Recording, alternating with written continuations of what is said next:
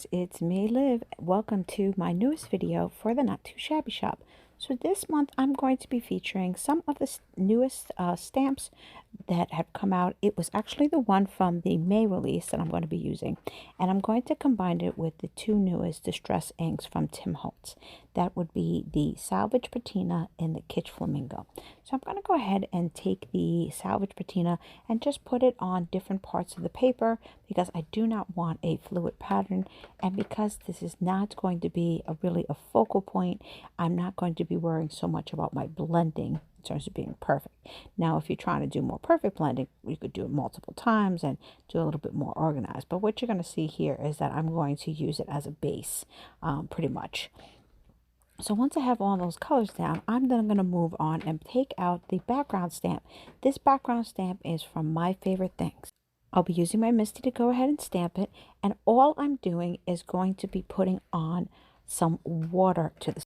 I did end up spraying a little bit more water than I was anticipating, so I had to dab a little bit of it off before I actually went ahead and stamped.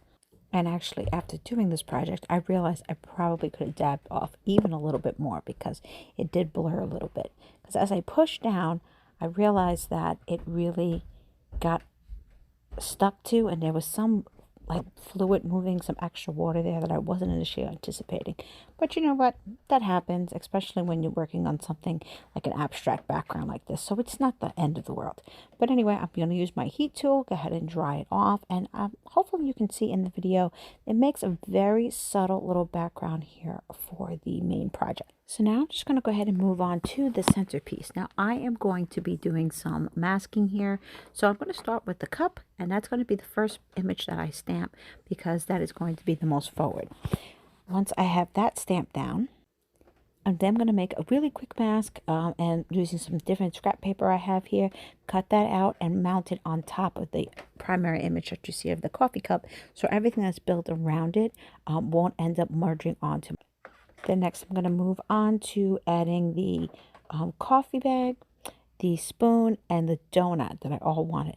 All of these images are from the stamp set, and you'll be able to find it over at the Not2Shabby shop. These are part of the original stamp set that are only sold at the Not2Shabby shop because she has her own designers, and they actually do come both in the monthly kits if you decide to become a monthly kit subscriber, as well as she sells them independently and separately when she actually has extras available.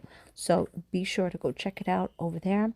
So now that I got the donut down, I got the spoon down, I'm going to go ahead and very quickly cover the spoon because I'm going to put the coffee bag behind the spoon. Since my plan is to go ahead and use my Copic markers, I need to use a Copic friendly ink. So for this one, I'm using Memento Tuxedo Black color, and I'm stamping all of these down. So again, because I'm doing the masking, make sure you keep your mask as flat as you possibly can. And sometimes even with multiple stamping, you're going to find you don't get a perfect image.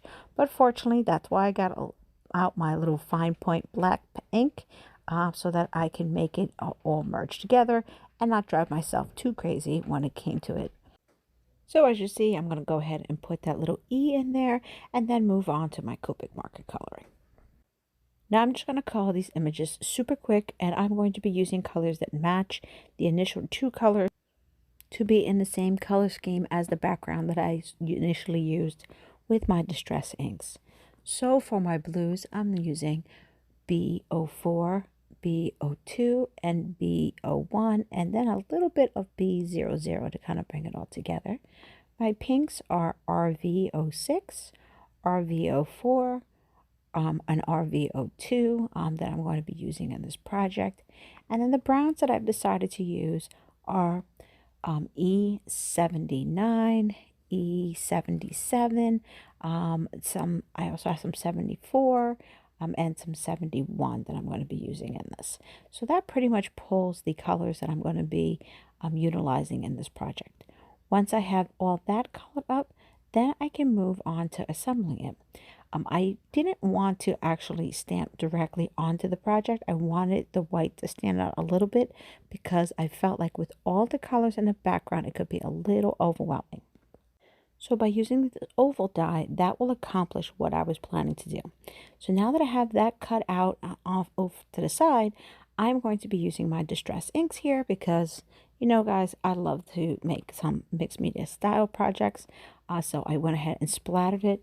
That is using some of the Kitsch Flamingo. Then I'm going to go pull out my white and splatter that as well. Then I'm going to hit it with the heat tool just to make sure that it's fully dry before I try to do any other projects. I am putting it on a white card base.